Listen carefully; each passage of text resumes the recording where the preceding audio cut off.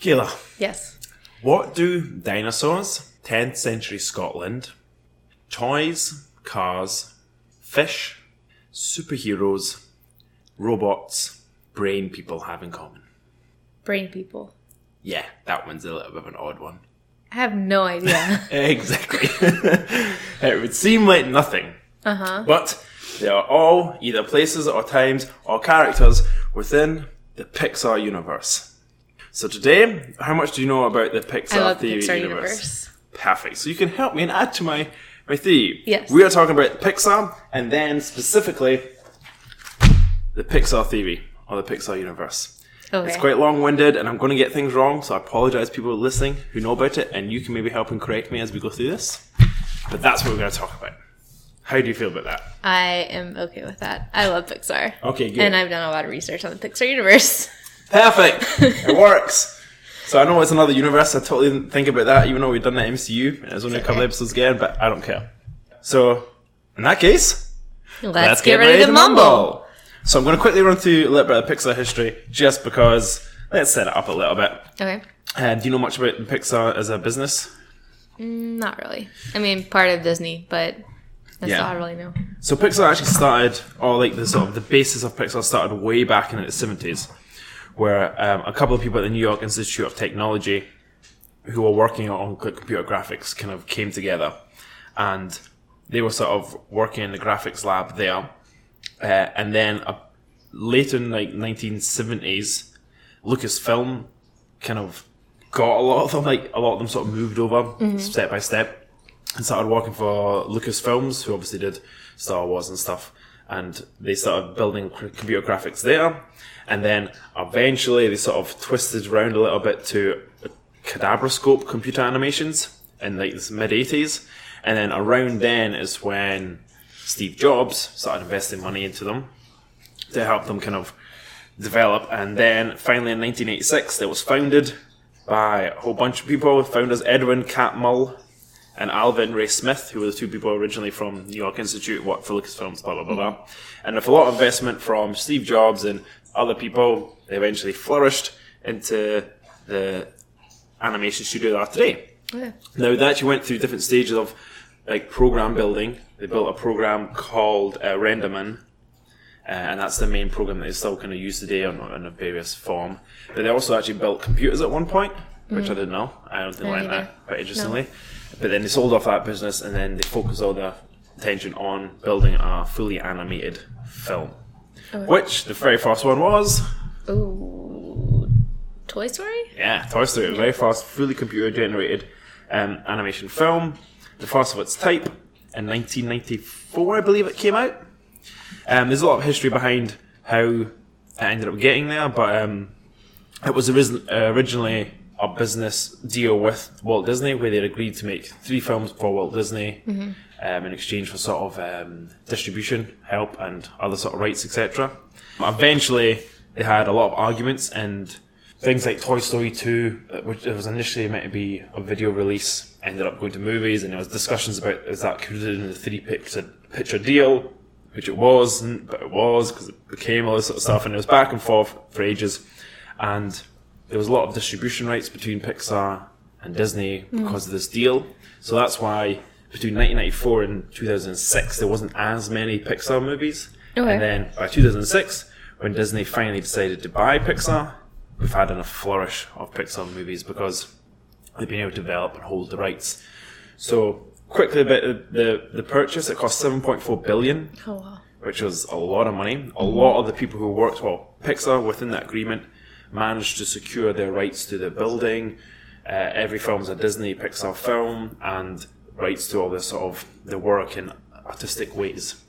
Steve Jobs was a 51% stakeholder, and with that purchase from Disney, he actually became the biggest stakeholder of Disney as well at that point. I think that may have changed now, he may have sold rights, but biggest stakeholder for only a 7.4% in Disney though, so it's not much, but it's still quite massive in a multi-billion dollar business.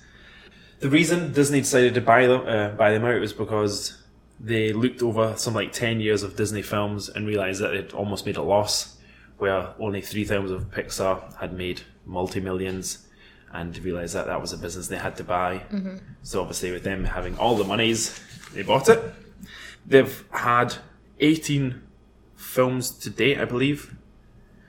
Starting with Toy Story, and the most recent one, I believe, being Finding Dory. Unless the one came out this summer. I think Finding Dory was the most recent one. There's one that's I think it's about to come out. It's not, I don't think it's out yet. Yeah, well, I think there's Coco. Yeah. Which is coming out soon. Toy Story 4 and Incredibles 2. Finally, Incredibles 2. That's probably the best superhero movie that's been ever. Questionable. They've also won a lot of Oscars. 8 Oscars for animated feature films. Can you guess which ones? Which movies or which? Which movies won? Ooh. The best animated. Finding Nemo? Finding Nemo won, yep. Inside Out? Yes, that one. 2015. WALL-E? Yep. 2008. Monsters, Inc.? Correct. 2001. Brave? Yep. 2012. I don't know. I'm giving you the dates, but yes. I don't know. Toy Story? No. Yes, sorry. No. Toy Story did not win. Toy Story 2? Nope. Toy Story 3? Yes. Okay. Toy Story 3 did win. One of them had to win one. Yeah. And then maybe Up? Yep, Up did. Is there another one? And the last one was The Incredibles. Okay. So that's pretty impressive. Yeah. However, to be honest, when I think animated films these days, I don't really think anything other than Pixar. Yeah. Like, DreamWorks did a few quite good ones. Yeah. Eyes and Shrek. Yes. The first Shrek, anyway. A couple other ones are nominated. Cars 2. Oh, no, Cars was also one that was included there, but I didn't mention it. Cars 2 and Monsters University didn't win. Oh, no, Monsters Inc. didn't win, sorry. I was wrong about that one. Monsters University one? And Cars didn't win. But neither did Monsters University. Okay. That was nominated. But yeah, so they're obviously great movies, all of which I would consider amazing movies. I've not actually seen Inside Out yet. I need to see that one. Yeah, so that comes up later on, but I've not seen that one yet. But great movies, and a big part of why they're such great movies, obviously the animation is really good, but they have a very, very interesting way of writing their movies. They have this system called... I need to find the bloody system. Where is it?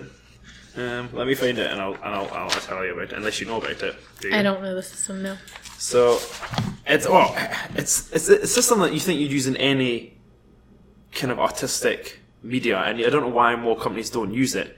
But they have this system called the Brain Trust, which is essentially if you're building and developing a movie, all the other directors and writers will give you constructive criticism about how to make it better. But it's a very open book type thing. You will share all your information and they will share it all back. And this helps build these great movies in this sort of potentially great universe that we'll get onto in a minute. And it's all sort of peer review driven stuff. Whereas other studios, Disney and other things, are all very much producer driven. So they'll give notes and they'll say this is how you have to do it. And directors don't get much say. They're really micromanaged.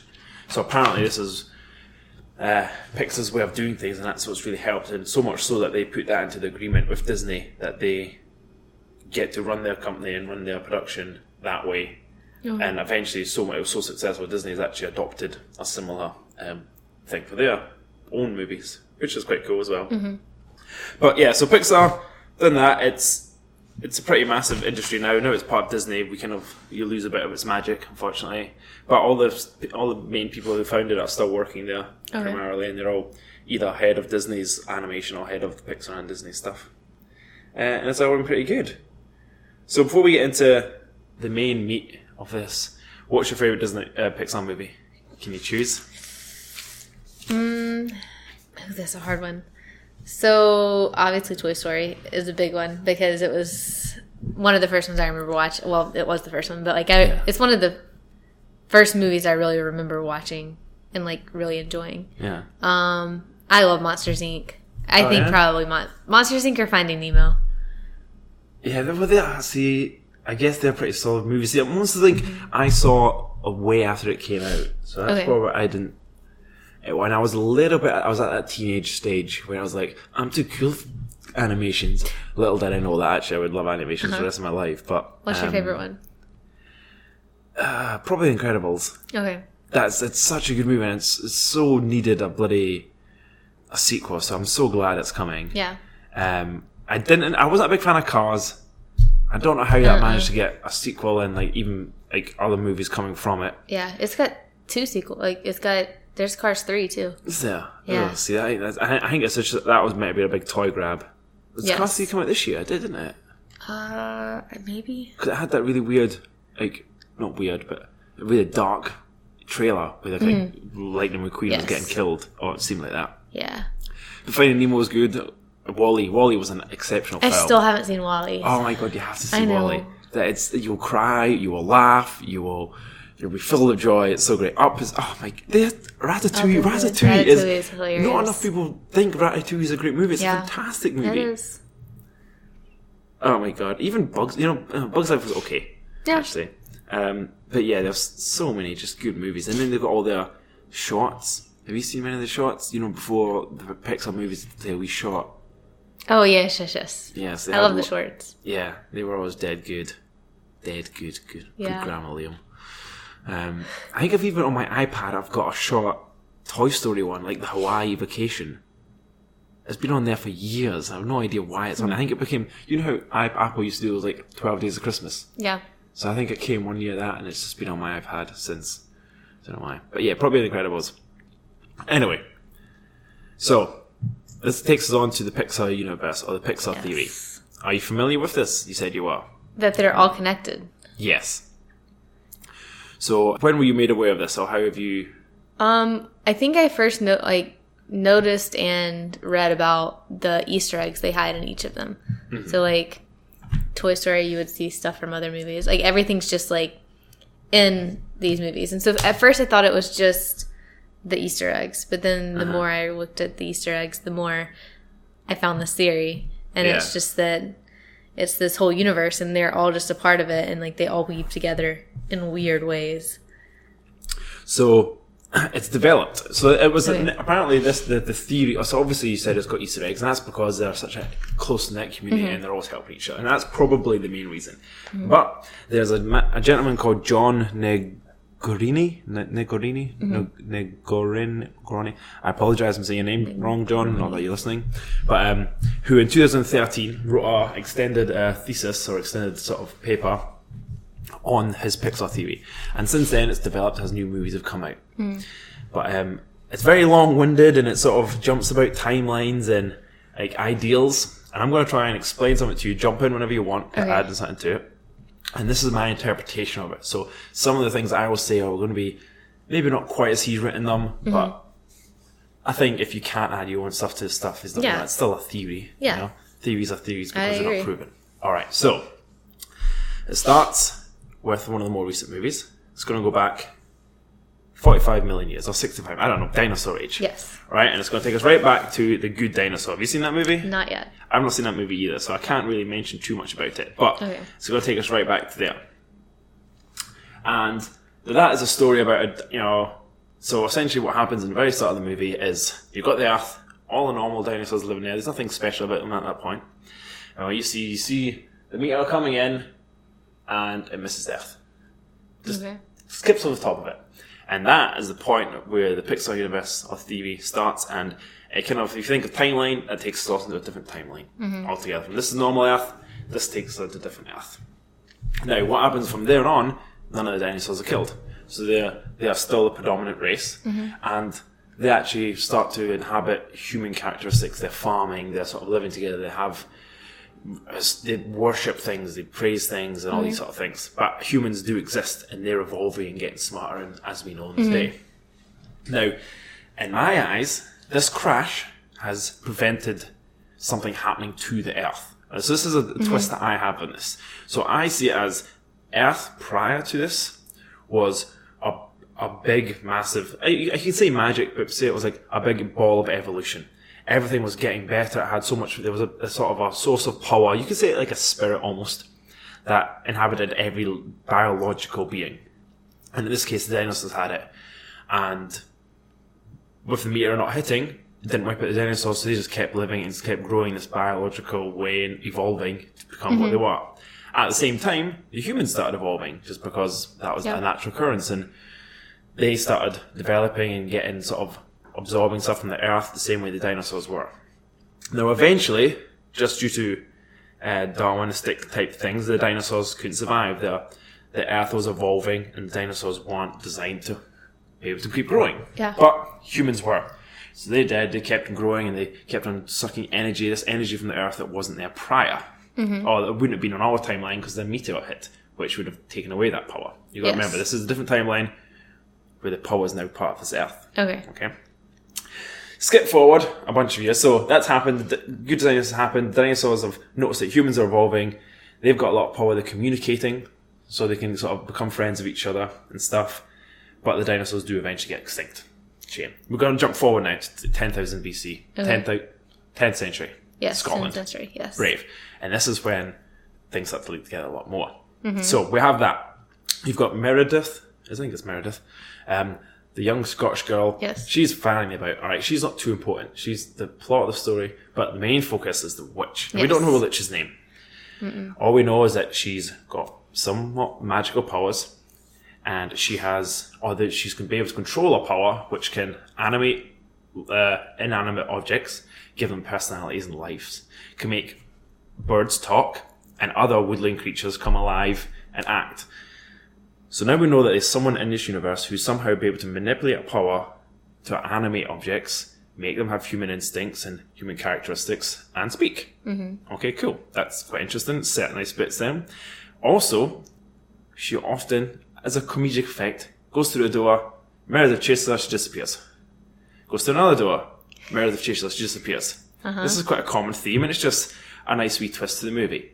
We'll leave that there. We'll come back to that. Okay. So then we know that there's someone in this universe, in Earth, all this stuff is happening. Cool. Magic. There's also a little bit of talk about this wood, this wisp of the willow or something. That's where the magic apparently comes from, which comes from the wood, which comes from the Earth, which comes from the world. So there's also a bit of mixing that in. Then we jump forward again, another 900 years to 1950s. The world has evolved. Humans have evolved. So much so that you have the Incredibles, superhumans.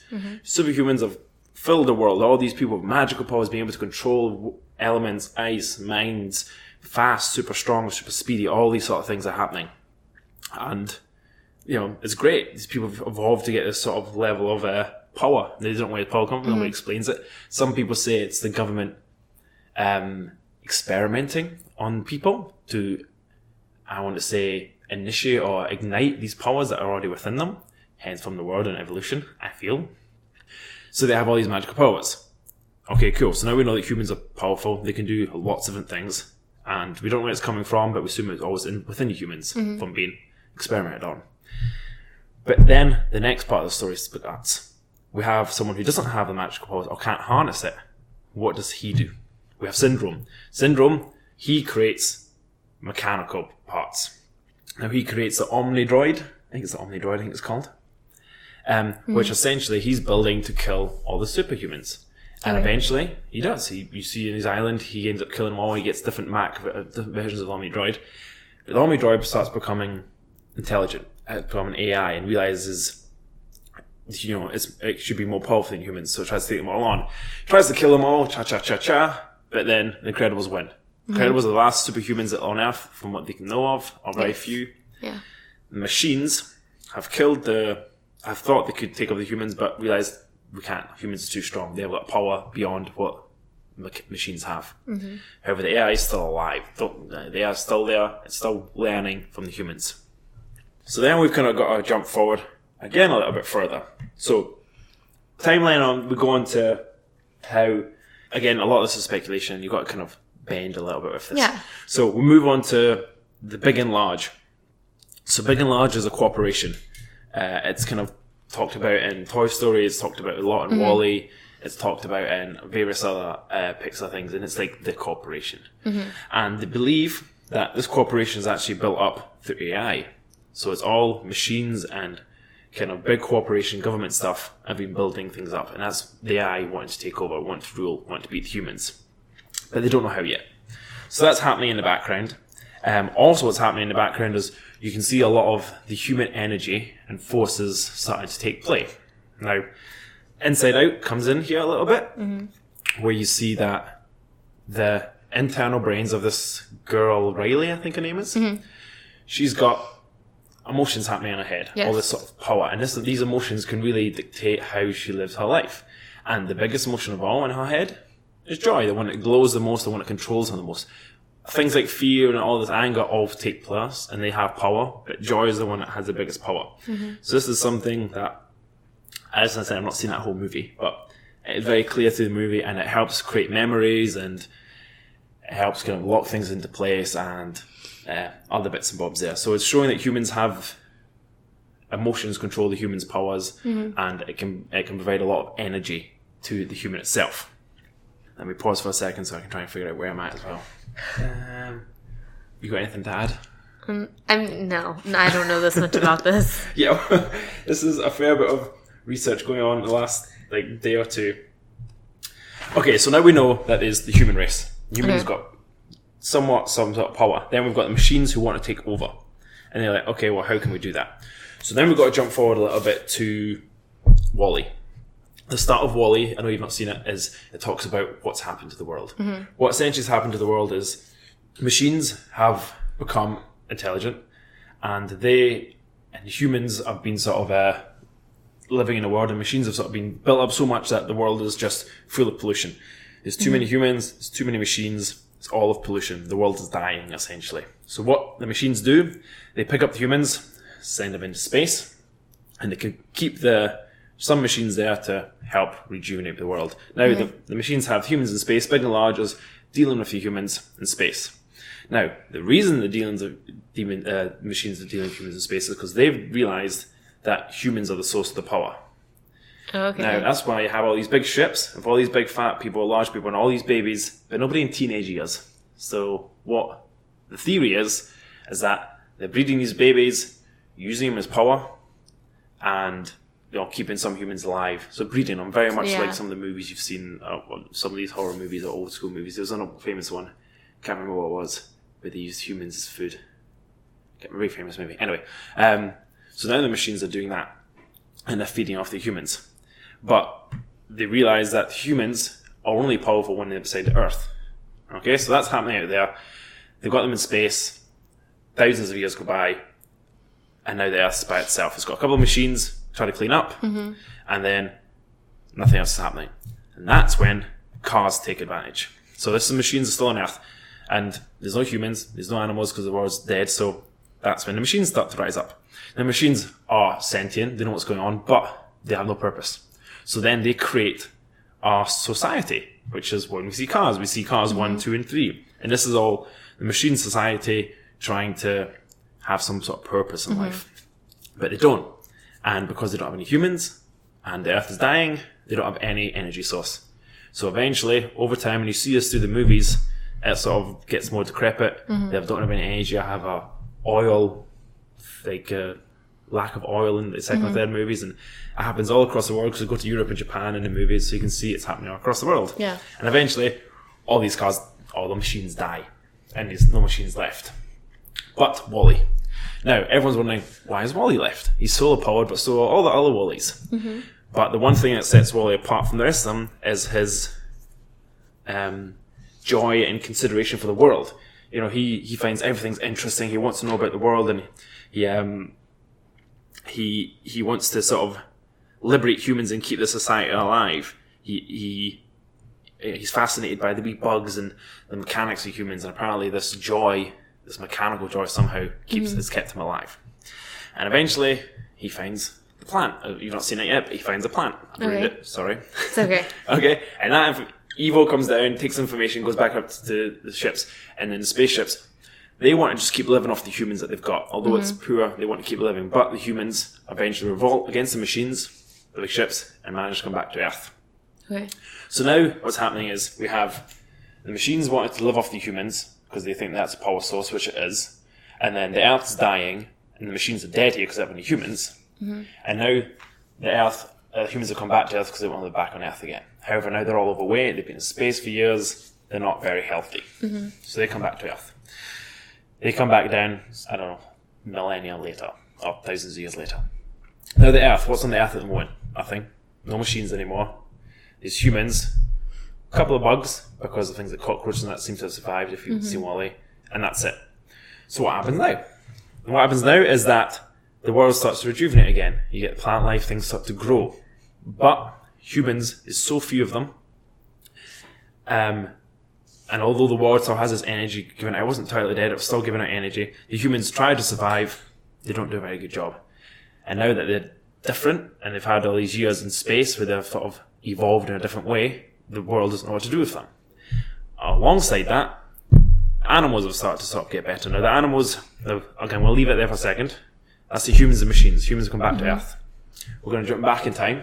Okay, I'm getting really confused with myself here, but we're going to jump back in time, and we're going to show how, if you go back to the dinosaurs, you saw that they could become quite intelligent. Yes. And then you saw in Meredith, some of the animals could be manipulated with the earth magic. Yes. And then you can go to Finding Nemo, where the animals were creating some sort of society with schools and motorways, and some sentience. And a lot of this was thought to have been with their relation to humans. Humans started going to the sea a lot more. Dory was initially part of an aquarium, so she had a certain level of intelligence. Although she was forgetful, she could speak to whales, she could read, which is a massive step up for animals. Yeah. So it was clear that during that period, animals were evolving. Okay. Now, that happened, and obviously the animals maybe died out a little bit as the Earth died, but it stayed with the insects. So the insects kept that intelligence going, and they were smaller, so they didn't need as much power from the Earth, and they kept going. Okay. So we jump back forward again. The animals, now insects are great. You go to a bug's life. You've got bugs who had a complete society, who had machines. Flick had these different machines he was making. They had circuses, they had lights, they had governments, they had all this stuff going on. But you could tell that some of the other animals, like the birds, weren't quite as sentient as beings. So the power, because the Earth was drained, the power was only for the smaller animals. Once the humans came back, and the plant life started coming back, that power started to build up again. But humans being soft and squidgy, the ants and things, they started to the evolution started to shift a little bit. So then we had the insects, some of the animals, and humans. Now, this bit's a bit of a jump, because all that gets amalgamated. And what happens is everything starts to evolve in a weird manner where insects, animals, humans evolve in a weird way to create the monsters. Okay. Now, I know that's a big jump. That's the kind of biggest jump in this whole thing. But you've got to kind of feel like humans die out to some degree, similar to the dinosaurs, and insects and animals intertwine to become the monsters, which makes sense if you look at the design characteristics of the monsters. So then you got Monsters University, and between Monsters University, at the start of the Monster World and Monster Universities, they still need a power source. Okay, so what happens is science, essentially. Oh, I forgot to mention Ratatouille and animals as well. It was clear that they were becoming sentient because of Ratatouille, because he was taking on sort of human form and dealing with humans and wanting to be part of that society. Yeah. Anyway, I always meant to mention them because they're good. Okay, so now we're back to Monster University, and they still need a power source, and they were aware that it was the connection between humans and the soil that had a power source, the same way the machines figured that out. Okay? So what happens now is that the monsters create time travel. Now, although they create time travel, they use the Earth's power to do this, which is essentially potentially a wooden door. So they use this, and they sell it as a different dimension, the human dimension, but really what it is a different timeline. Time travel. And they push the fact that humans are toxic and you shouldn't touch them, because if you do, you could alter the timeline, which could alter their existence in the future. Yep. So they don't do that. What they do is they teach them it's toxic, don't touch them, scare them, take that scare energy, done. Alright? And that makes sense for the big part, because they don't know the full story. But if you went Inside Out, you would know that the scare wasn't as powerful as joy. So eventually what they figure out, through Boo and Sully and Wiskowski, what his name was, that the joy is the more powerful one. Now this helps us look back a little bit, because two things happen here. One, it takes us back to Inside Out and Riley. So Riley had an imaginary friend called Bobu or something? Bibbin? Something like that. Poo-poo? Boo-boo? The elephant. Bing Bong. That's his name. Nothing like I said. Bong. Which could have been a monster. It could have been a monster. Although it's an imaginary friend, it's thought that he maybe entered her room at a young age, made her laugh, and she kept him as her imaginary friend. Which would relate that sort of the joy thing and the monsters going through in time. Also, the big part of the whole story is Boo. Yep. Who is, I always remember from the line, because it's so fluffy! I don't know why that line, I just like that line. I love but anyway, so she plays a big part. This is where it all kind of comes together nicely. Yep. So, she obviously creates a big attraction of Sully. What does Sully look like? A big hairy monster. A big hairy monster, or more likely if in real life, a big hairy bear potentially. Yes. So she relates Sully to Big Bear and she loves him. And obviously at the end of Monsters Inc., we all see that sad moment when he has to close that door for the last time and she's sitting there after giving her a teddy bear, all sad and upset. So this is assuming that alternate timeline is 2000s, around 2010-ish.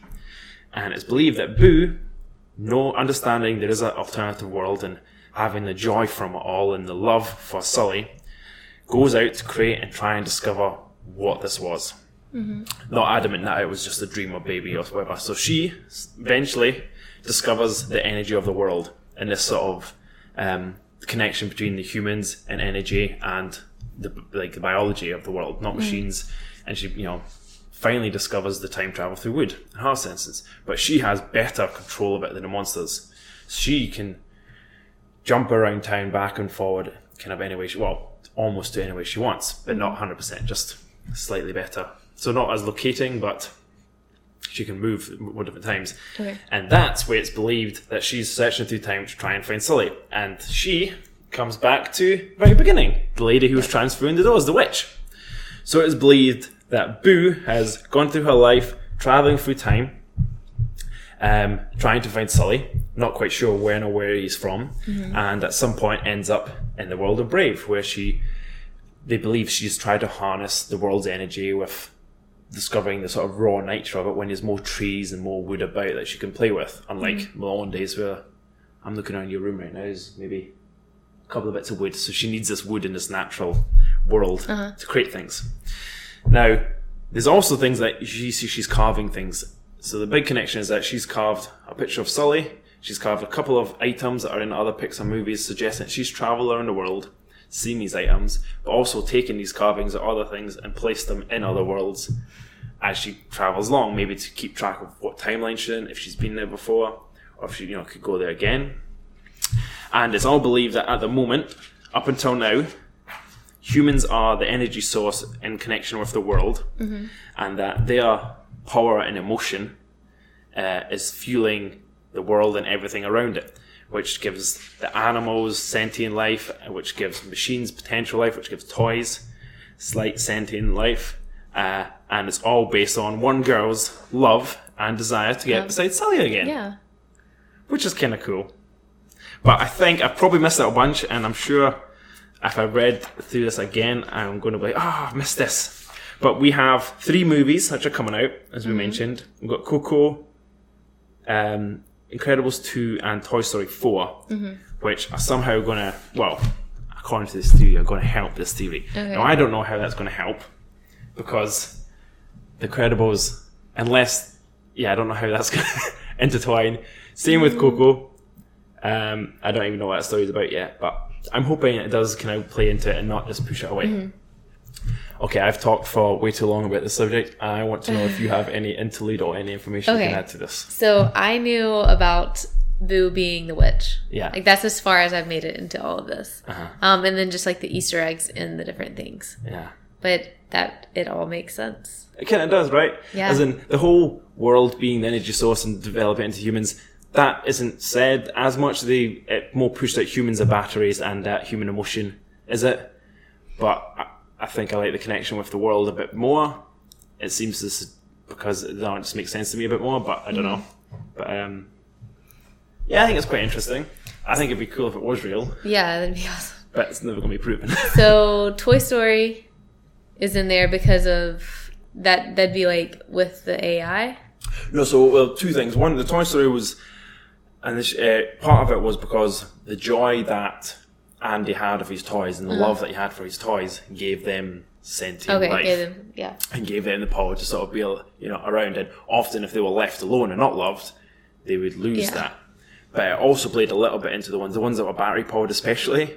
they were believed to be battery powered by B&L, big and large, and they were believed that batteries would turn them against the humans. So often you had that big huggable bear in Toy Story 3 end up hating humans because he was not loved by them anymore, so he didn't get their power and their energy, but also because he was battery powered.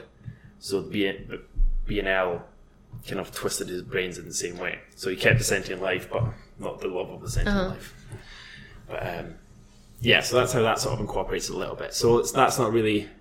If there was a theory, it'd be a weird one to start on. Yeah. You know, so that's why you kind of it's probably not. But and then Up, how is it connected? Is it because the dog starts... So there's a couple of things. Up, it was suggested that there is a picture in Inside Out where she sees a memory of two people getting married. It's believed to be the two people from Up. But that timeline doesn't really work out very well.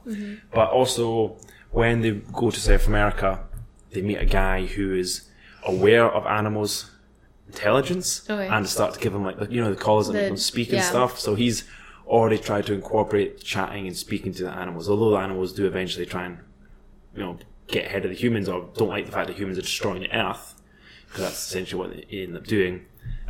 That's where that sort of intertwines a little bit. Also because he's forced out his home from the corporation B&L.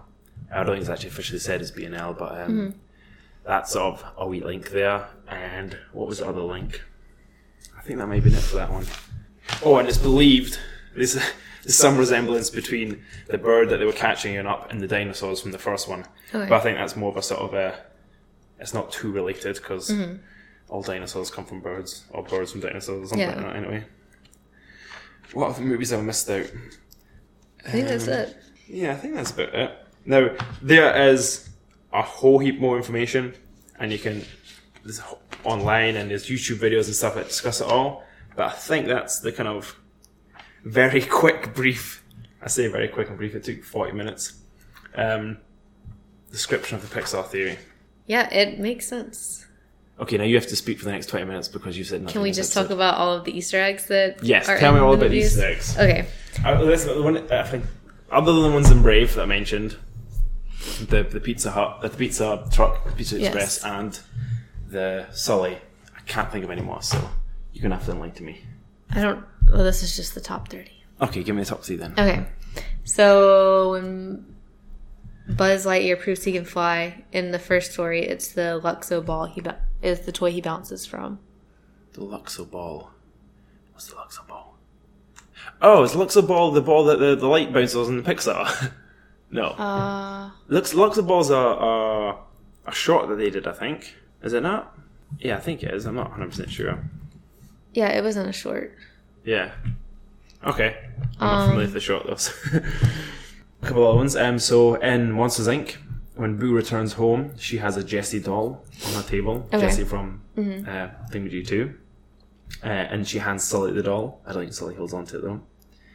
The cloud wallpaper from Andy's room can be seen in Monsters Inc. as well. There is a Buzz Lightyear action figure on the table in the dentist's office in Finding Nemo. Yes, I've seen that. Have you seen that one? Yeah, I've seen that one. That's cool.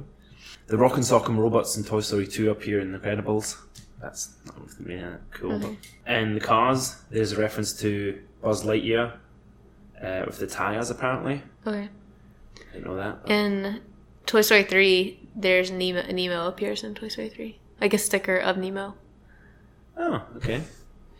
Apparently, Lightning McQueen's car race number is 95, which is 95 was the year Toy Story was first released. I don't know if that's a coincidence or not, but there you go.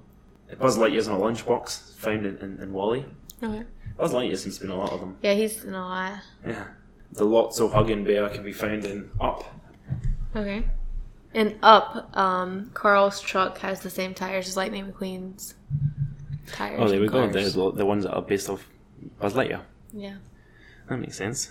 The Bug's Life theme tune can be heard in an elevator in Toy Story 2. That's quite funny. In Finding Nemo, a little girl's reading a Mr. Incredible comic. Oh, that's cool. Yeah. Oh, the chef from Ratatouille has got incredible underwear on. Really? It's got underwear with incredible symbols on it.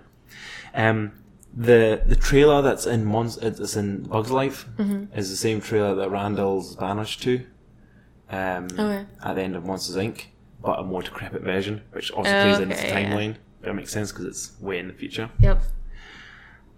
There's heaps of them, man. Yeah. Gusto's, the Ratatouille's restaurant, is also in Cars. Oh, yeah? Yeah. That's cool. And Nemo is also a toy and booze bedroom. Oh, yeah? Oh, that's cool. I'm trying to think, how else could this world be right? This theory. How else could things intertwine?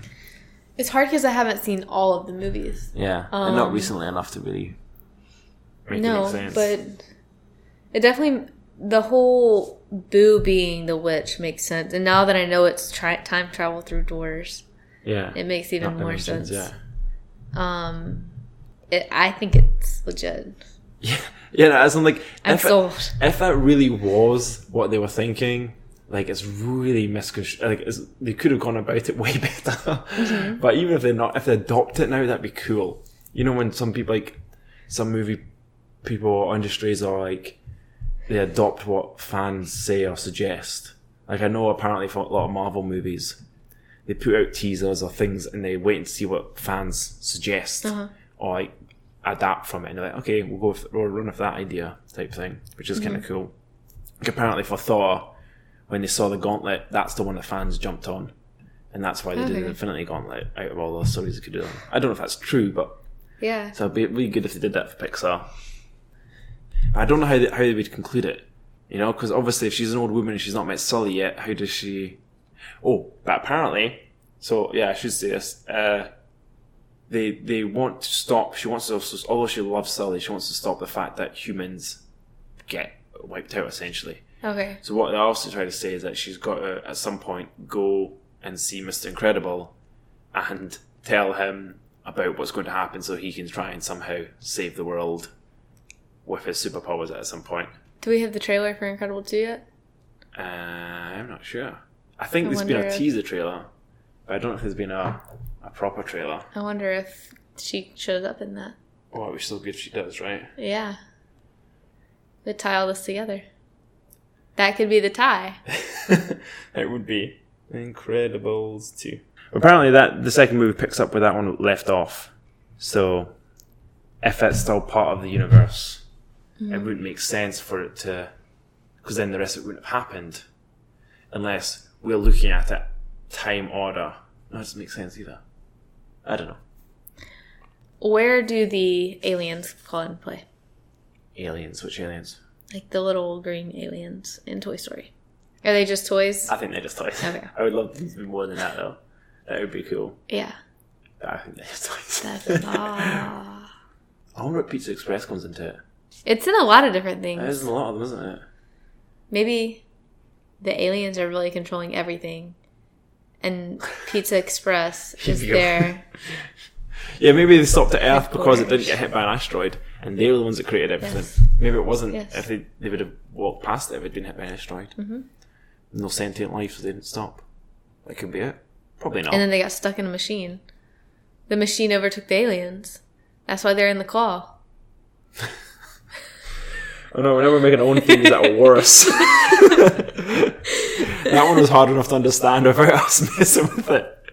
I'm pretty sure I can ask you to repeat what it is and you'd be like, No, I got this. Oh, you got this, okay, cool. Because I've heard, like, probably 25% of what you said I'd already heard. Yeah. The big part, the spoiler, you'd heard. Yes. I just had never connected it all because I haven't seen all the movies. Yeah. Only, I've not seen Cars 2 or 3. I think I've seen Cars 2, but not seen Cars 1. I'm not one of them. I've seen. I don't know, I need to see Inside Out. Yes, really good. it's so good. Yeah. Gets you right in the feels. Yes, it does. Yeah. I don't remember. I think I cried. Yeah. I think so. I'll maybe watch it sometime soon then. Okay. I would love to do some more fan theories about things. There's some really good fan theories about lots of different things, especially things like Star Wars when there's like super fans, but I don't care enough about Star Wars to care. But there's like fan theories on like Back to the Future, which I do enjoy, or like fan theories on Terminator and how there's like the Terminator is the same world as other things, or how like, you know, how the alien Wayland from Aliens, the company, there's a Wayland company in Aliens, and how that's related to like Blade Runner, and Blade Runner is related to something else, and yeah. I wonder if there's Harry Potter theories. I'm There sure must there be. are. Yeah, I'm surprised you don't know them. I'm surprised you're not coming up with them. I mean, there's like the fan fiction stuff, but I already argued with you about my Harry Potter theory about how... What was it I was moaning about Harry Potter with you? I don't know. There's something I was like going on about how they were... It was really bad. Or they were... Was it the racists? I vaguely remember this. What was I talking about? I don't know. I don't know, because that's my theory on Harry Potter, but I need to remember what it is and write it down and put it on the internet and sell a book like this guy did. This guy sold a book. He changed his thesis into a book and sold it and made lots of money, probably. Really? Possibly. I don't think he made lots of money, but he's made a book. 72 pages plus. That's awesome. I didn't legally download them. No. That's fair. It's got a watermark over its PDF property or something else. But yeah, if you guys want to get a bit more of a articulate version of that story by the guy who wrote it, either read his book, the Pixar Theory, or you can go on YouTube and he does a really short, or say 13-minute explanation of it. Probably better detail than I did. But it doesn't include the whole world thing. So that's my addition to him. You can have that, John. You're welcome. Yeah. It's a good one.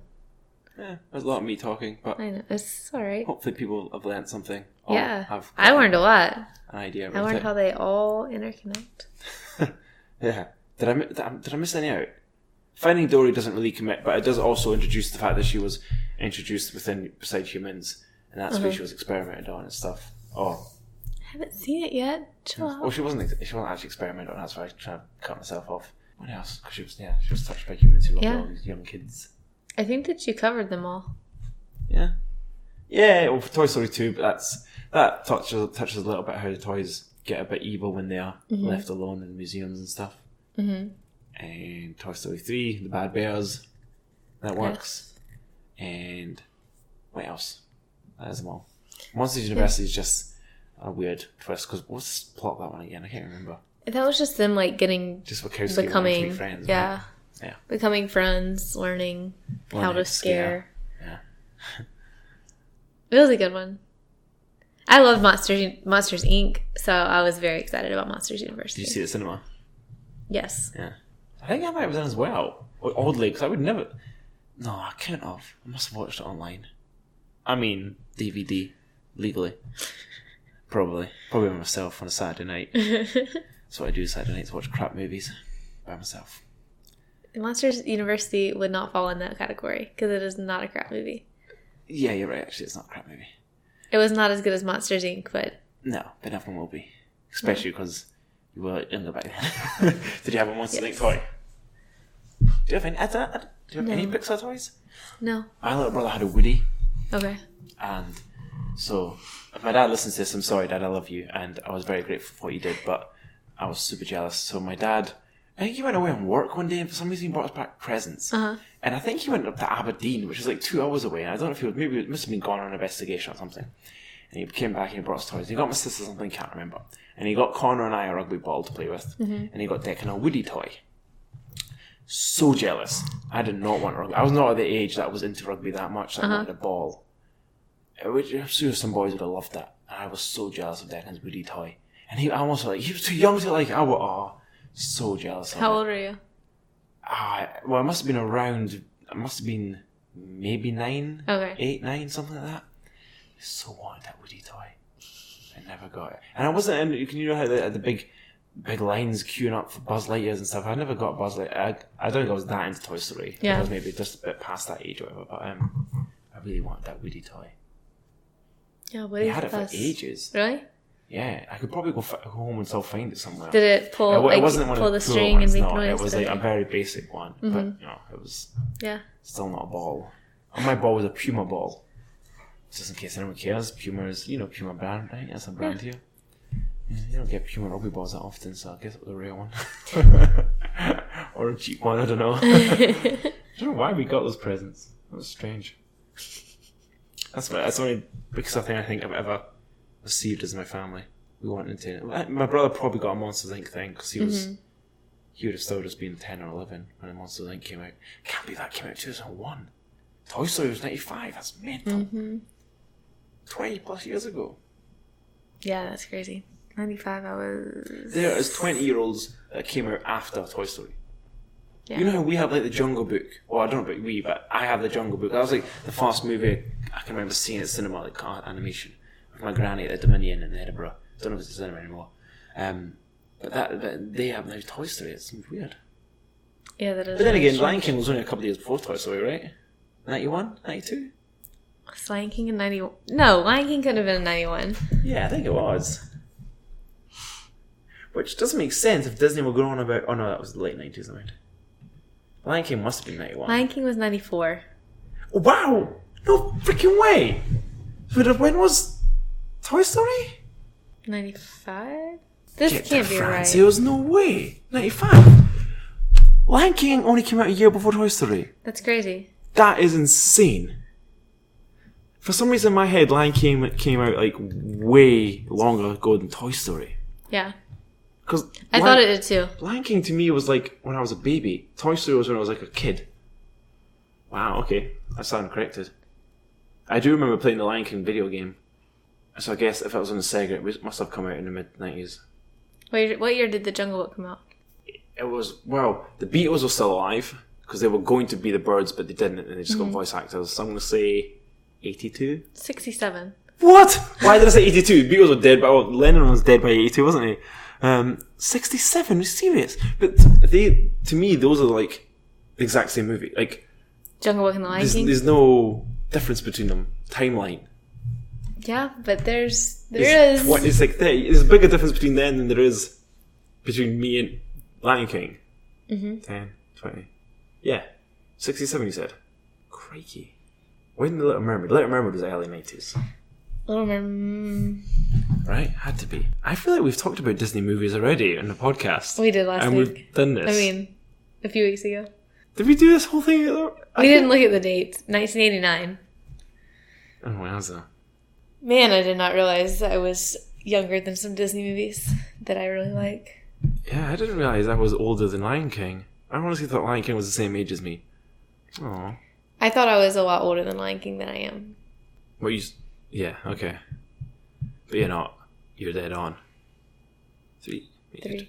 You were 93, you say? 91. Oh, you were 91. So yeah, I was 3 years older. I was 3 years old when Lion King came out. That's a good age for Lion King, though. That means that was your VHS that you would have watched. Yep. I had Muppets Christmas. No, Muppets Treasure Island. What a movie. I suppose we did have Lion King. We did have... Yeah.